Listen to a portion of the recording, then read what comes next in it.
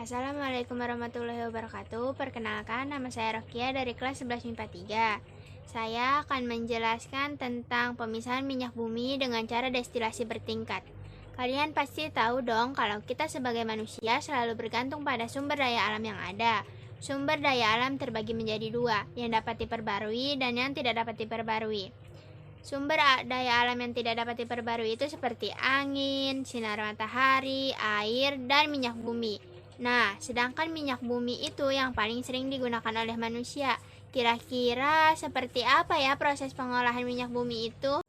Jadi begini, minyak bumi adalah minyak mentah berwujud cairan kental berwarna hitam yang belum dapat dimanfaatkan.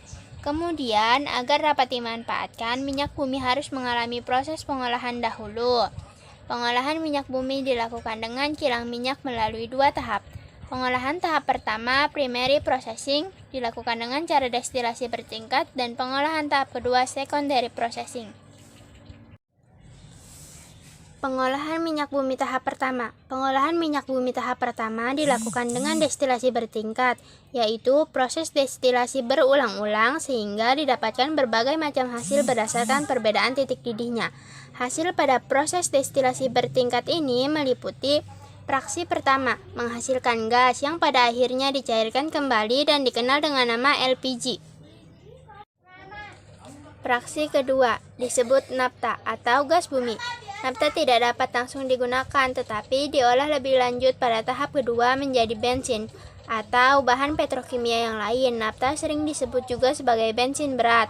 Fraksi ketiga atau fraksi tengah selanjutnya dibuat menjadi kerosin, minyak tanah, dan aftur, bahan bakar pesawat jet. Fraksi keempat sering disebut solar yang digunakan sebagai bahan bakar mesin diesel. Fraksi kelima atau disebut juga residu yang berisi hidrokarbon rantai panjang dan dapat diolah lebih lanjut pada tahap kedua menjadi berbagai senyawa karbon lainnya, dan sisanya sebagai aspal dan lilin. Pengolahan minyak bumi tahap kedua. Pada pengolahan minyak bumi tahap kedua dilakukan berbagai proses lanjutan dari hasil penyulingan pada tahap pertama. Proses-proses tersebut meliputi: pertama, polimerasi, cracking, yaitu proses pemecahan hidrokarbon molekul ukuran besar menjadi molekul ukuran kecil. 2. Reforming, mengubah struktur molekul fraksi yang mutunya jelek menjadi lebih baik. 3. Alkilasi, penambahan C pada suatu fraksi sehingga menjadi lebih panjang dan bercabang. 4. Polimerasi, penggabungan antara molekul-molekul kecil menjadi molekul yang besar. 5. Treating, proses pemurnian minyak bumi dengan mengeliminasi bahan pengotor yang terlibat dalam pengolahan.